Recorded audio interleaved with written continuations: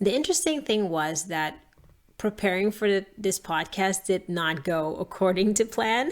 Not really, because the things that I thought were going to be an issue were not. And the things that I didn't even think about were things that came up and that were challenging and that I had to navigate when they presented themselves. So, for example, when I started, I was really worried about the tech.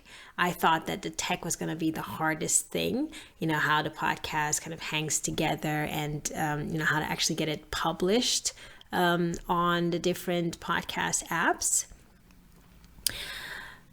But once I had figured out what platform I was going to use, and I use Anchor, I had that figured out pretty quickly. There's so many helpful tutorials online that pointed me in the right direction, and they make it really easy for you.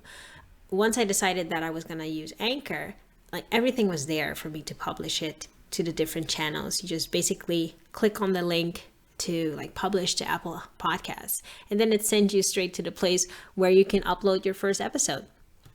So that part was I was super nervous about it, and it turned out to be super simple. The most difficult thing was making time in my schedule, because especially when you run your business, and I don't know if you recognize this, but anything new that you do comes on top of your existing workload. This isn't just for people who have their own business. Like if you have a busy job, it's the same, right? Anything extra that you want to do, you want to develop your personal development, it comes on top. And this can be even more challenging when we work in a team or work with clients, because we tend to put other people's requests ahead of our own.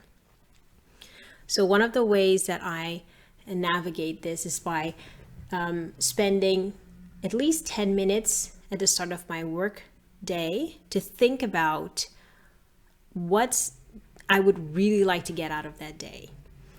And I factor everything in, business related, sometimes also related to my private life.